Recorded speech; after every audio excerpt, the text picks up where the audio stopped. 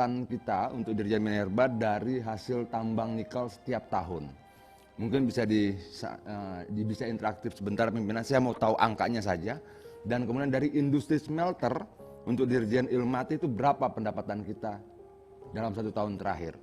Mungkin itu dulu pimpinan, baru saya lanjut ke pertanyaan kedua.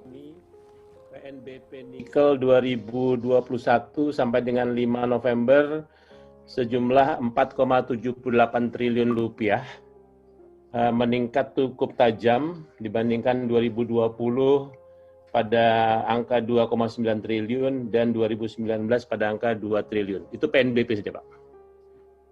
Sebagai gambaran umum ya, Pak. Terima kasih. Untuk ini, apa dulu?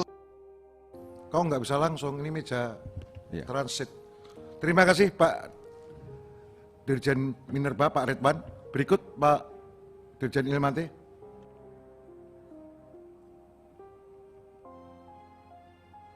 Pak Adian, yang saya hormati, jadi mungkin saya belum punya data asli. Nanti saya 1-2 hari ini saya mau cross check dengan BKF dan pajak, nanti akan saya sampaikan.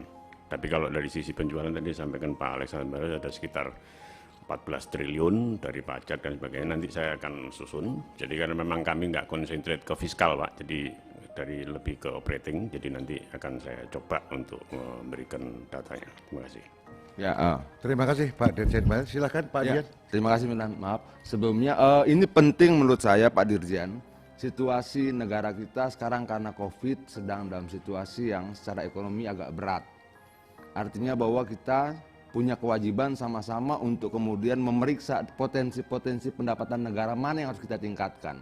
Tapi agak sulit kita melihat potensi itu kalau kemudian angkanya kita belum dapatkan. Karena sebenarnya pertanyaan kedua saya adalah misalnya dari sektor tambangnya. Mungkin tidak kita naikkan 100% pendapatan itu. Dari 4,7 kalau tidak salah pimpinan tadi ya.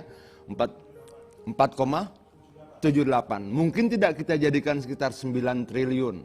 Kalau kemudian tadi angka yang dikeluarkan 14 triliun, mungkin tidak kita jadikan 28 triliun. Paling tidak tambang ini harus kita maksimalkan meningkatkan pendapatan negara. Kenapa?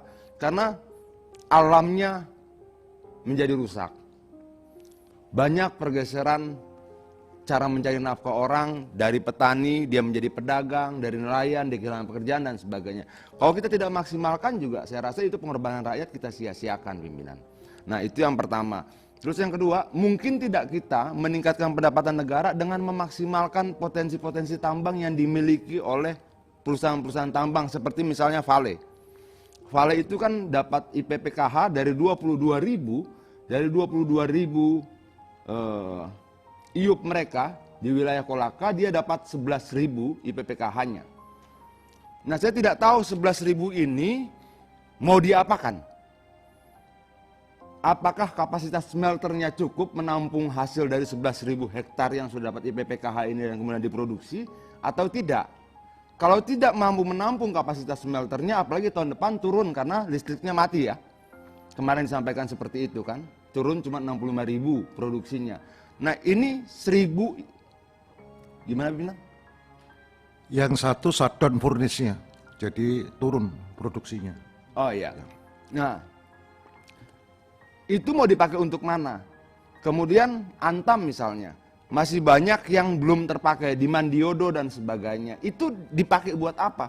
Saya khawatir begini, saat negara sedang butuh uang, rakyat butuh uang, ada pandemi luar biasa dihadapi oleh bangsa kita, lalu kemudian izin-izin IUP, IPPKH dan sebagainya itu tidak diproduksi, tapi cuma dijadikan kolateral atau main-main saham perusahaan saja. Yang untung perusahaan, pekerjaan tidak terbuka, rakyat tidak dapat tambahan lapangan pekerjaan dan sebagainya. Nah menurut saya ini penting kita bicarakan dalam konteks meningkatkan pendapatan negara. Sekali lagi pimpinan ya, dalam konteks itu saya bayangkan kalau kemudian semuanya dimaksimalkan, produksinya dimaksimalkan, mungkin tidak kita lakukan itu. Dalam logika saya mungkin.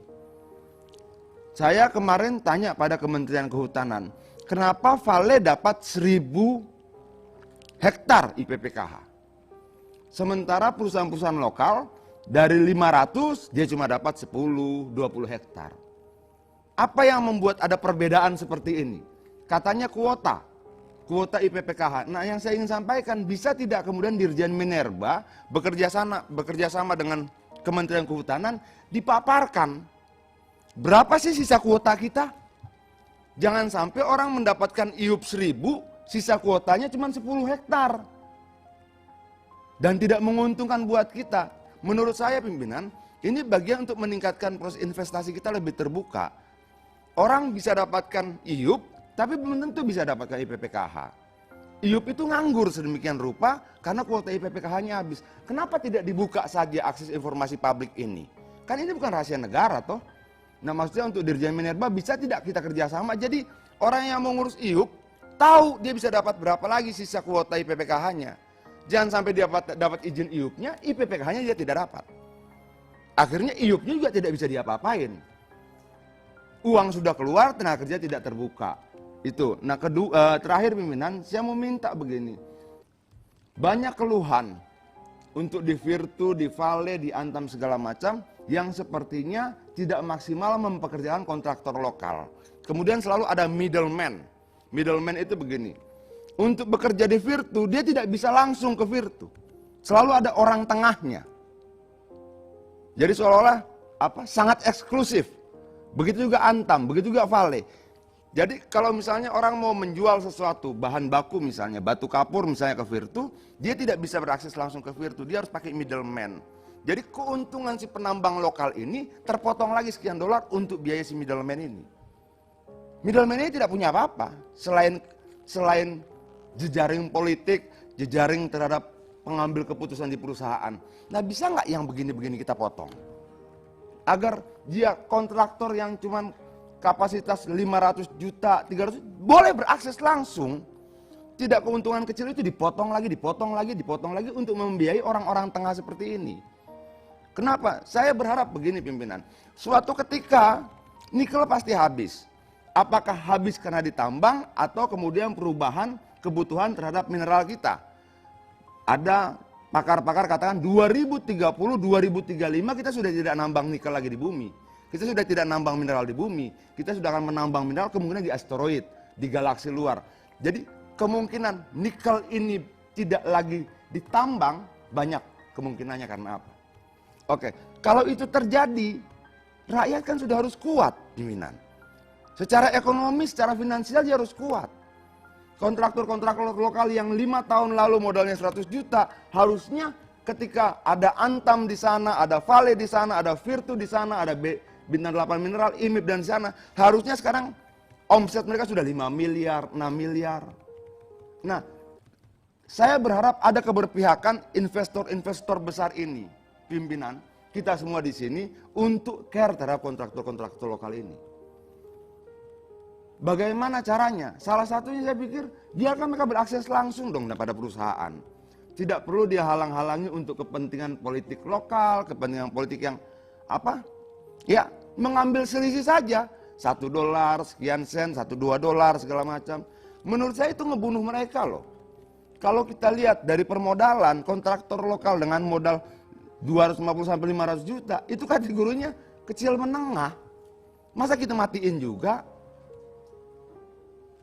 Itu banyak cerita saya dapatkan dari Virtu, Vale, Antam, dan sebagainya. Saya minta dengan hormat, bukalah akses buat mereka. Biarlah mereka berkompetisi sama seperti kalian, investor ini juga minta berkompetisi yang sehat di bangsa kita.